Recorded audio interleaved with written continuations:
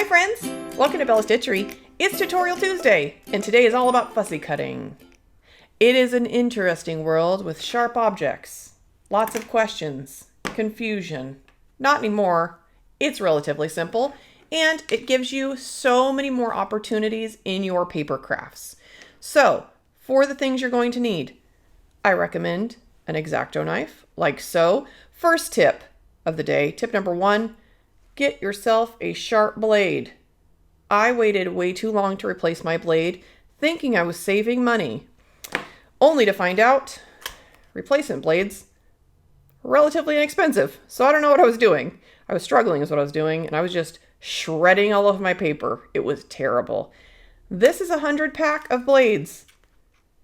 It's literally like a few bucks. My grandchildren will still be using these blades. I will never use 100. I don't know, that's a lot. I have secured it with tape as well, because once you open it, you realize that is very dangerous. So I will put a link to this in my description tag, because I guarantee some of you watching need replacement blades. You know who you are. Okay, the next thing you're going to want to do is get a self-healing mat. This was also a really good find on Amazon. I'll put a link to this too, because it's really big and it wasn't that expensive.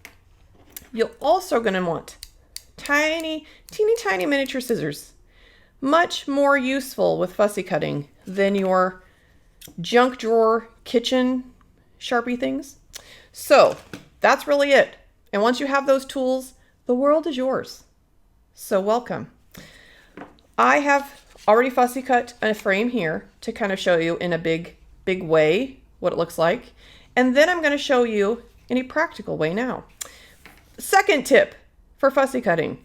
If you have an interior part of your design like this here, or like this beautiful woman with her elbows, see that? You're going to want to cut those first.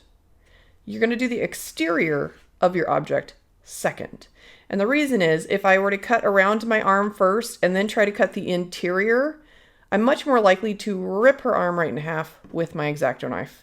So you want to work with the most paper possible when you're doing these little tiny interior pieces. So let's do that. Let's do that. Third tip. So third tip we're on. You're going to want to hold your X-Acto knife like a pencil in the way that's most comfortable for your hand. This is going to give you the most stability and X-Acto way to use it. Okay. So I'm going to kind of trace this image with my knife. Tip number 4, rotating my paper rather than my wrist. Okay, paper, little known fact, not very heavy. So just tilt it around as you go. You'll find it's much easier than trying to do this thing all over the place. So I'm going to finish up this interior panel here, and it pops right out. Boom. Adorable, fabulous, no time at all. I'm going to do this other one here. Around your skirt, rotating. You just want your hand to feel very comfortable as if you were using a pencil. And it's going to give you a lot more control that way. Again, a sharp blade makes a huge difference. I'll pop that out there. Okay, perfect. Tip number 5. If you're working with a large sheet, it's easier to kind of pull your image out of the sheet. The less paper you're starting with when you start to go around, trust me, it's much easier to use your little scissors than to try to cut her around this other paper that's like all up in your way now. So just get rid of it. Move it on over. Now I've got my St. Patrick's Day lady here. These printables I'm going to be using for a St. Patrick's Day card tutorial. So you'll be seeing that soon as well. And you'll be like, hey, wait a minute. I feel like I just saw that somewhere. Guess what? It was here. Welcome back. Welcome back, future you, because it's not out yet. Okay, then you're going to cut around your image. Like so. You could take your time. It could be very zen. I know some people really don't like fussy cutting. It seems to be love it or hate it kind of thing. In fact, let me know what you think about it. Comment, will you?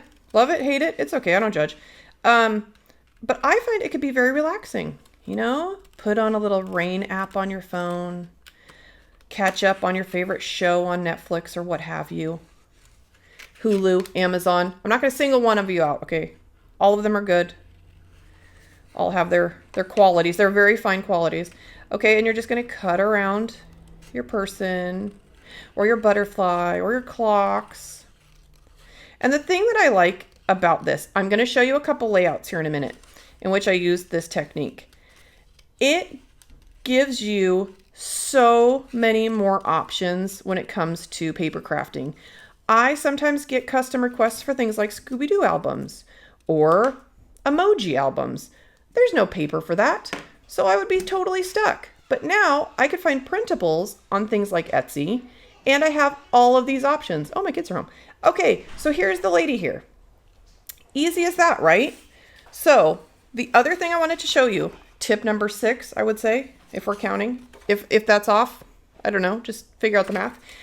When you do fussy cutting, you have two options. One is you can cut true to your outline, as in this butterfly here. I chopped the antenna because they're very tiny. Don't eat it. You could also choose to leave yourself a nice white border. Sometimes that comes in handy. Sometimes this looks better. It's kind of a preference thing. I left the antenna on this one because I had that white border and I didn't think it would look as odd as if I just had a white border on the antenna here and nowhere else. So that's two options. You could kind of see how that works. Now, as promised, let me show you the layouts I've been working on. This is one. It was a request for a Hawaiian wedding. I found this printable on Etsy, printed it twice, full page, 8.5 by 11, fussy cut, layered it up. As you could see, I left that white border that I was talking about. See that? Because it was a watercolor, I thought that would be nice since there's not really a true like black outline. And I just love it. It really makes the whole page. Add a few embellishments there, you're done. Another one, same customer. You might recognize the theme here. Boom. So much potential. Pop up different layers. You could add stickles on here to make it glittery.